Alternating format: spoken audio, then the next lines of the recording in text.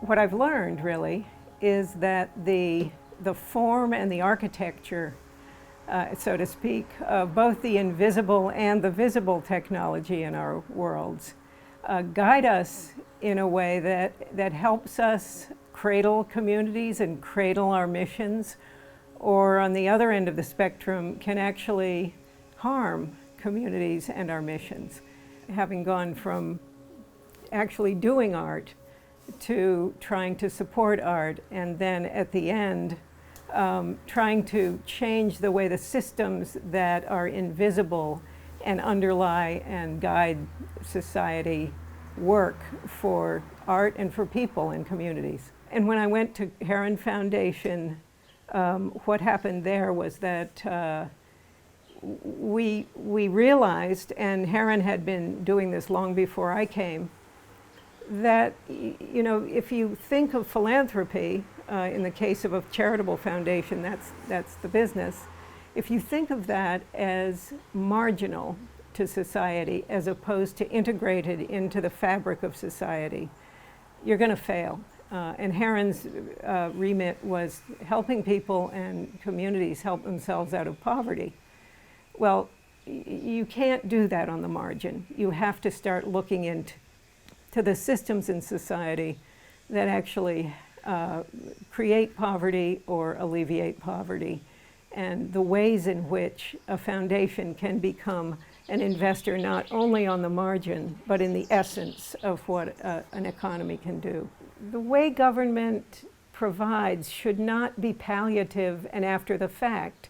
It should be preventive and about health, not curing the problem. You have to also, you have to nurse the sick always, but you also have to drain the swamps if you're trying to conquer malaria. So the underlying conditions cannot be ignored in communities that have either been abandoned or are struggling in other ways. That's a given to me. And it's not all government, it's also government policy toward the rest of the economy. Businesses, for example, are not separate from society.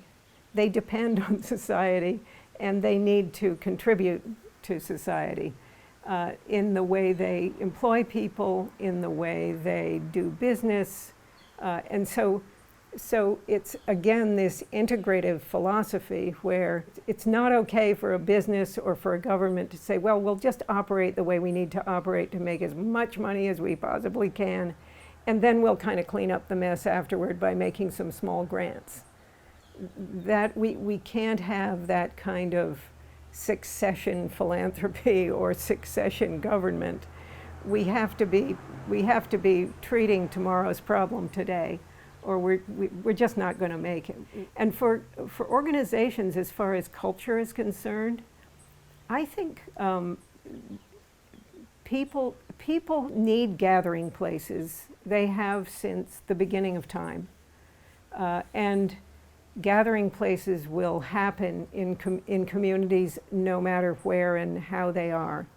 I think that if government is smart about culture, it will be creating, it will be thinking about capital investment in a holistic way, both the structure that supports people and allows artists to be artists or workers to be workers, and not desperate all the time, but also in the way that they are part of making spaces attract the revenue over time that they need to continue. And sometimes they are going to have to subsidize those places, but those are important investments in the future. They don't have tangible payoffs. They're very long-term, but they're far more important to society than a lot of the more tangible ones. How can government create conditions for a holistically healthy society, for vibrant communities, as it were? And I think the first step is, and I've said it before, prevention. That is, it's very hard to take credit for something that doesn't happen, of course. But if we just look out at society, we see that once you start pulling away the natural supports that have been there, whether they are cohesive communities, whether it's a living wage, whether it's access to health care, whatever it is, each time one of those things is removed, the community becomes less able to function.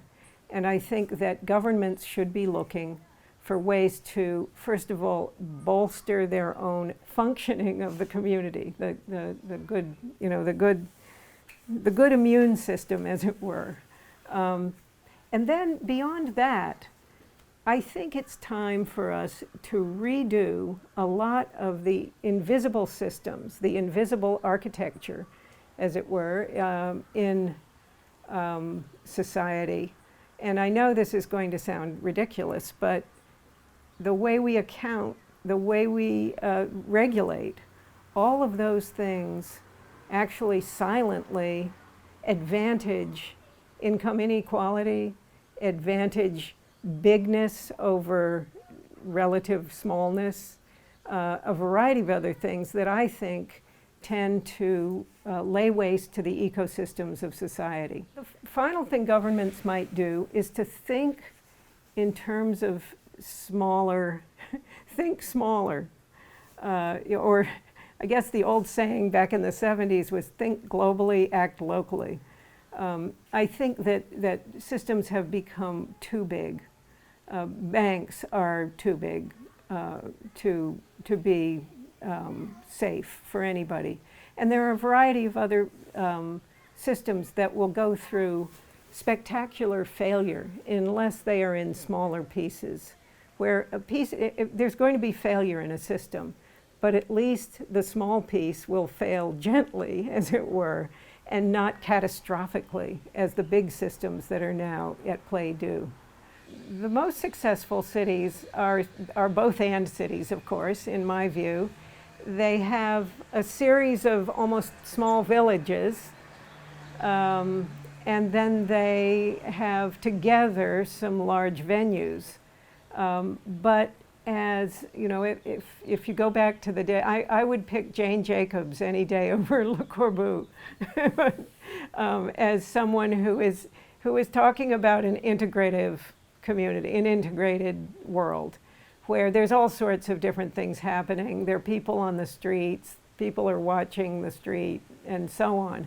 I think what you need is to have a community. It doesn't have to be super diverse or super anything. I mean, you can have some very ecologically sound communities that are somewhat the same.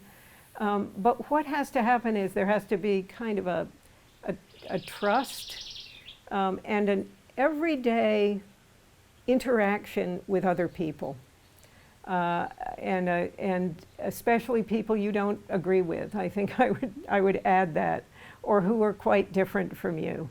And a reconciliation all along the spectrum of human experience. People should have a place where they can live with their differences, and that is what makes communities successful in my view. I think artists are, for one thing, they have no choice but to be artists in most cases. They have a certain way of thinking about the world that helps people see a new reality. It might be a very specialized reality, or it might be a new vision for a whole community. And then, most interestingly, I think artists have a direct line to doing. It's not just talking about, it's making it. And it's then going back and saying, what did we learn? What did we do wrong? And back and forth and back and forth.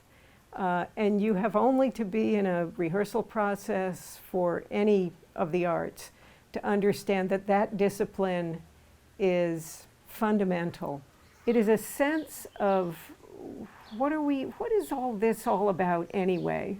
I don't know if this is an apocryphal tale, but I heard somewhere that during the Blitz, Winston Churchill's finance minister wanted to close the ballet and the opera and the symphony, and because for a variety of reasons that probably seemed pretty reasonable.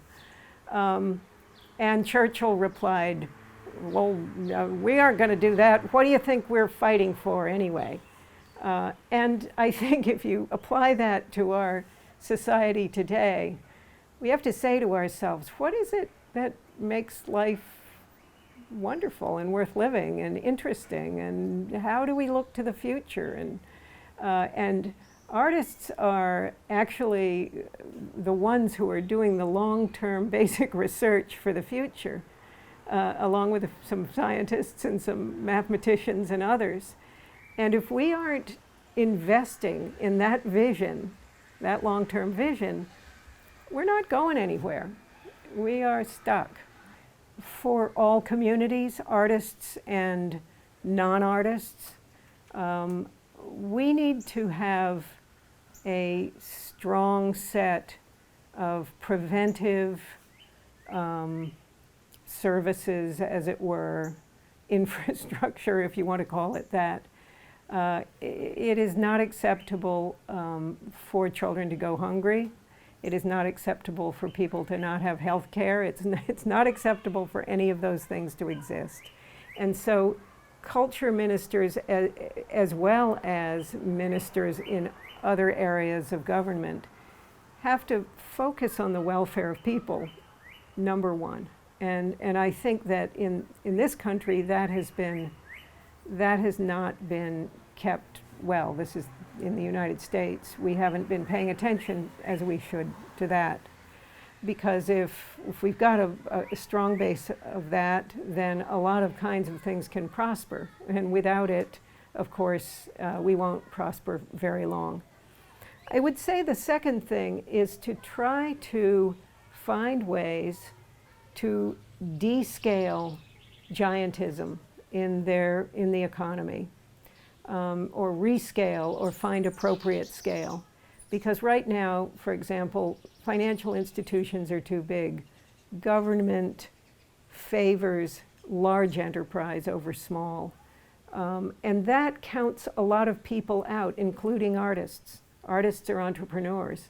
And if they are not nurtured as entrepreneurs, they are going to, they're not going to be able to make their best contribution to the world or to their own art. The third thing is to basically create an integrative culture. And by that I mean when large businesses are regulated, it's not enough for them to make large profits. They have to also be giving back. And I don't mean by making small grants to nonprofits. I mean there's what I call a sharing quotient. And so every good enterprise, it doesn't matter whether it's a nonprofit or a for-profit or a cooperative or a sole proprietorship, it has to be profitable to be sustainable, full stop. So let's say a bank makes massive profits. The real question is not about profitability. It's about how that institution decides to share its profits. Does it give it all to its shareholders, declare a dividend? Does it give it to its executives? Does it share it with its employees? Does it invest in a better product line? Does it pay its taxes? In other words, it's rent for using my air and my water and everybody else's air and water. Those are the real questions. And I think that all the ministers in government have to grapple with how fairness comes in to that sharing quotient. Because right now it's out of whack. And I think everybody knows it.